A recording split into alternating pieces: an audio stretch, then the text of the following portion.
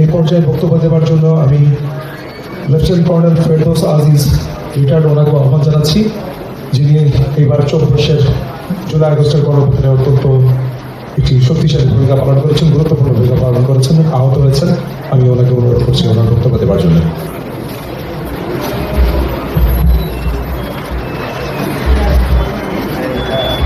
আসসালামু আলাইকুম সবাইকে। ধন্যবাদ আজকের অনুষ্ঠানের আয়োজকদের, সভাপতিকে। আসলে বিডিআর ঘটনাটা তো একটা বিশাল ঘটনা। আমি ঘটনার বিবরণে যাচ্ছি না, আমার কলিগ একটু আগে বলে গেছেন। আমার ব্যাচমেট, আমার বন্ধু মেজর মহসিন অনেক কিছু বলে যাবেন। আমার আরেকটা কমিটমেন্ট আছে, আমি চলে যেতে হবে। একটা কমিটমেন্ট শেষ করে আমি লেটে পৌঁছিয়েছি এখানে। এটা হৃদয় বিদারক ঘটনা। এই ঘটনাটা শুধু বিডিআর বা সেনাবাহিনীর জন্য নয়, এটা জাতীয় ঘটনা। সার্বভৌমত্বের উপর প্রথম আঘাত আসে এই বিডিআর হত্যাকাণ্ডের মাধ্যমে, এটা আমাদেরকে বুঝতে হবে। এবং তারপরে 16 বছর এদেশে কি হয়েছে, কিভাবে গেছে, এটা আপনারা দেখেছেন। 2009 সালে আমি ময়মনসিংহ ক্যান্টনমেন্টে জানুয়ারি ইলেকশন হয়ে যাওয়ার পরে, তখন আসলে আপনি যদি কোনো লাইনে চিন্তা করেন না, you can predict the next step কি হতে পারে বা কেমন যেতে পারে, এটা প্রেডিক্ট। আর যারা গভীরভাবে চিন্তা না করে তারা পারে না, শুধু খায় দায় ঘুমায় এই সমাজে।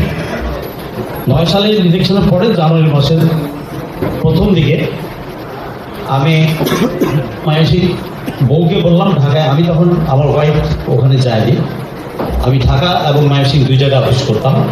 আমি আমার বউকে বললাম, তুমি আমাকে, ভাই কিছু মাইন্ড করবেন না, ধর্ম অন্য ধর্মাবলম্বী ভাই যারা আছে তারা দেখবেন, আমরা সবাই বাংলাদেশ। আমার বউকে বললাম, তুমি একটা ধুতি আর ফতোয়া কিনে দাও আমাকে, পয়সাটা না হয় আমি কিনে নেব। আমার বউ বলে, কি ফয়সালামি করতেছো কেন? তাহলে না, আমি কমপ্লেক্সের ভিতরে বিকালবেলা হাঁটবো আর বলবো জয় বাংলা ইত্যাদি ইত্যাদি স্লোগান দিব। আমার বউ খুব খেপে গেল। এবং একদিন রাত 2টা 2:30টার সময় আমার সাথে তর্ক। ঠিক আছে, তো দেশটা তার পরবর্তীতে কি হয়েছে এখন আর আমার বউ আমাকে বলে না যে এই প্রেডিকশনটা করেছিলাম, এই দেশ আর ভালো যাবে না। 16 বছর যায়নি ভালো।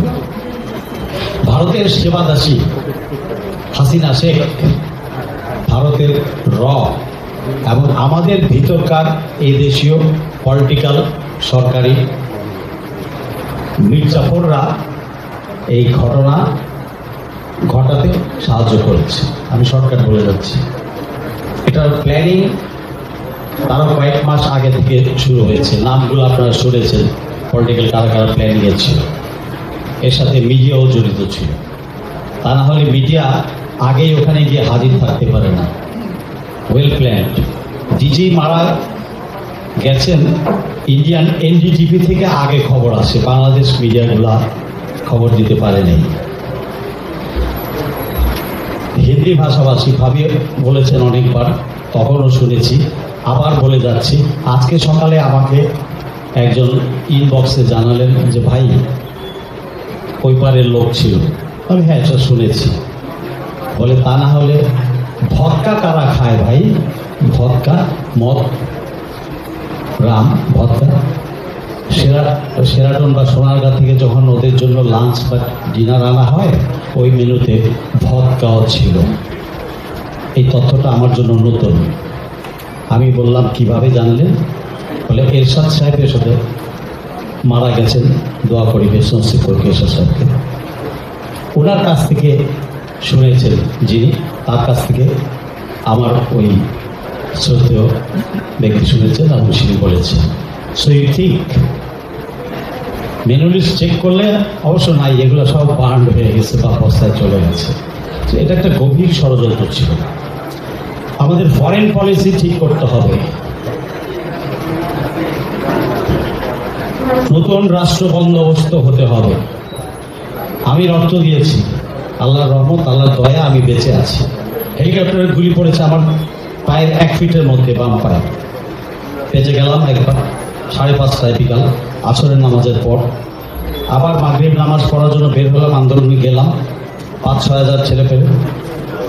হঠাৎ গুলি শুরু হলো, আমি গুলির দিকেই আগাচ্ছি। সেদিন আমি আমার মধ্যে ছিলাম না, আমি স্বাভাবিক ছিলাম না, এত লাশ এত এটা 19শে জুলাই সন্ধ্যা 7:10।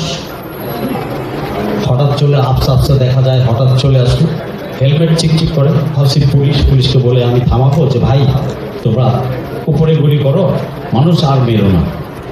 দেখি সামনে এসে বখাটে কিছু ছেলে, হয়তো কুত্তালিক হবে, হয়তো না, তাই হেলমেট পরা, তাদের লাইফ জ্যাকেট পরা, স্যান্ডেল পরা, পায় দুই দিক দিয়ে দুটা ঘিরে ধরলো। আমাকে বলে এই তুই যাস না, মানে আমি কেন ডরাই না, ও গুলি করতেছে, অলরেডি 10-12 রাউন্ড গুলি হয়ে গেছে, ডান দিয়ে বাম দিয়ে চলে যাচ্ছে, রাস্তার মাঝখান দিয়ে হাঁটছে, গুলি থামাও। ঘিরে ধরলো, প্রথমে একটা, আমি লোক চোখ বেয়াদব, বড়দের সাথে কিভাবে কথা বলতে হয় জানো না।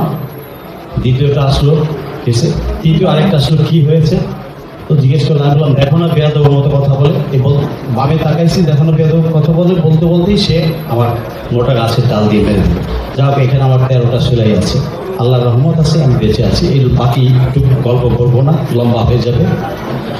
তো বিটিআর ইস্যু যেটা, এই বিটিআর ইস্যুটা তাদের 2টা প্রতিষ্ঠানকে তারা দুর্বল করে দিয়েছে, সেনাবাহিনীকে এবং বিটিআরকে। আমাদের একটা বিটিআর 10টা বিএসএফ এর সমান।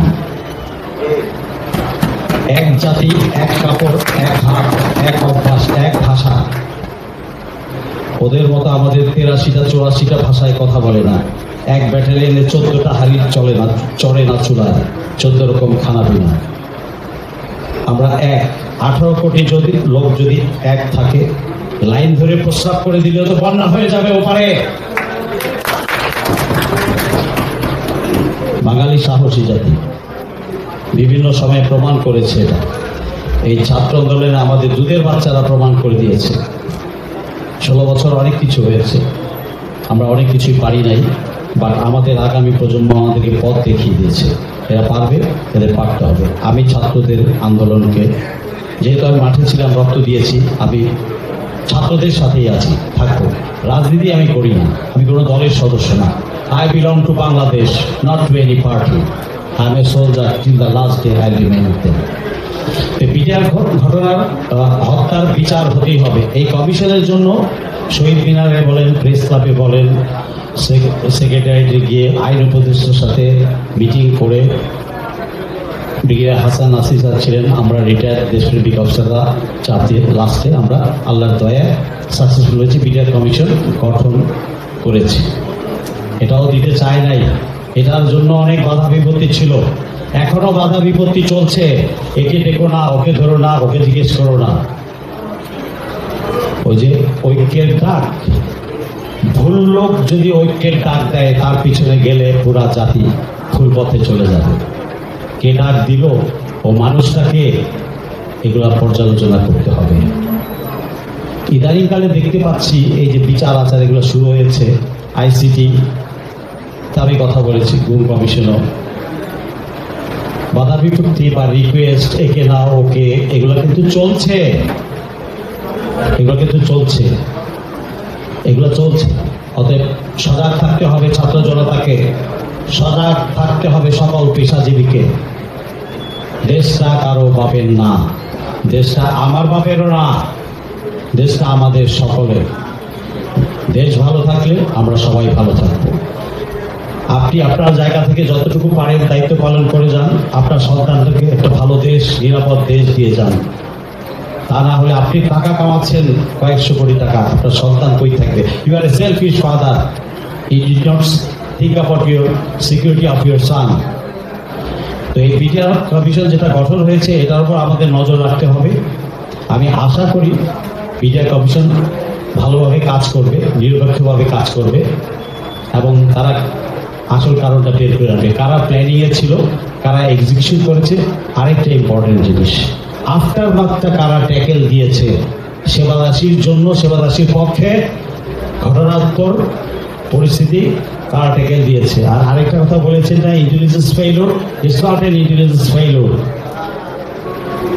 ওরা ইন্টেলিজেন্সের ভিতরে কোলাবরেটর ছিল কিনা, কারা ছিল, তাদেরকে আইনের আওতায় আনেন। তারা অপরাধী, তারা এর সাথে জড়িত আছে, তারা পরবর্তীতেও জড়িত আছে। এবং যারা প্রতিবাদী ছিল তাদেরকে যুগে যুগে এই গত 16 বছরে কিভাবে চাকরি থেকে বিদায় করেছে, কাকে জঙ্গি কেসে বানাইছে। বাংলাদেশ মানুষ সাধারণত শান্তিপ্রিয়, আমাদের বাঙালিরা শান্তিপ্রিয়। জঙ্গি এই দেশে আছে এটা কোনো বলদও বিশ্বাস করবে না। এই ন্যারেটিভ আর খায় না। এই ন্যারেটিভ 2009 ইনসিডেন্টের পরে, বিডিআর হত্যার পরে একটা ন্যারেটিভ চলছিল, আমরা সবাই এক থাকি, সবাই এক থাকি, সবাই এক থাকি, ঐক্য। এখনো কিন্তু এই কিছু ভাষণ টাষণ উঠে আসার পরে আবার দেখবে কিছু কিছু মহল ঐক্য ঐক্য করতেছে। ঐক্য কি? ক্রাইসিস মোমেন্টে প্রতিটা বাঙালি নেমে আসবে ঘর থেকে, ঐক্যের ডাক দেওয়া লাগবে না। লেগেছিল জুলাইতে, আমাকে কেউ কোনো দল নেতা ডেকেছিল, আমি নিজে এসেছিলাম। প্রতিটা নাগরিক আসবে, মারা এসেছে মাঠে তাদের সন্তানের সাথে, আমরা দেখেছি না, সব দেখেছি। এসব ভুয়া ন্যারেটিভ কারো শুনবেন না, টোটালি ভুয়া ন্যারেটিভ। হয়তো এখানে অনেক কিছু বলার সময় পাবো না বা বলতে পারছি না, আমার দেশ কোথায় অনেক পথ, ইন্ডিয়া চলে আসছে, তখনও কিন্তু এই কথাটাই বলতো, ইন্ডিয়া চলে আসবে, অ্যাটাক করবে, আউট করবে। কই ইন্ডিয়া এত বড় দেশ, কি আছে তার, কি করা আছে? বাংলাদেশের সাথে পারবে? প্রশ্ন। আমার ভয় পাওয়ার কিছু নাই, আমার 18 কোটি সৈনিক, আমার ভয় পাওয়ার কিছু নাই। আমরা যুদ্ধ করেছি 71-এ, বিভিন্ন সময় আন্দোলন করেছি, বাঙালি শীত হস্ত। ক্রাইসিস মোমেন্টে ঠিকই এগিয়ে আসবে সবাই। 1 আগস্ট থেকে পুরা জাতি কিন্তু মাঠে ছিল, শুধু ছাত্র জনতার হাতে ছিল না আন্দোলন, পুরা জাতি ইনভলভ হয়ে গেছিল। সেই তো আমার ভয় পাওয়ার কিছু নাই। ওই ন্যারেটিভ যারা শুনবে তাদেরকে জিজ্ঞেস করবেন, ন্যারেটিভ কে তৈরি করে দিয়েছে তোমাকে? ন্যারেটিভ কে তৈরি করে দিয়েছে? What is full stop? What do you mean by full stop? Enough is enough, what do you mean by that? এটা তদন্ত হতে হবে না, বিচার হতে হবে না? এটা বিচার চাই। সজাগ থাকুন, কমিশনকে সাপোর্ট দিতে হবে, কমিশনের উপর নজর রাখতে হবে। এবং আগের 2টা বিচার যে কমিটি গঠন হয়েছিল, সেই 2টা থেকে অনেক কিছু বেরিয়ে আসবে। আমি জানি না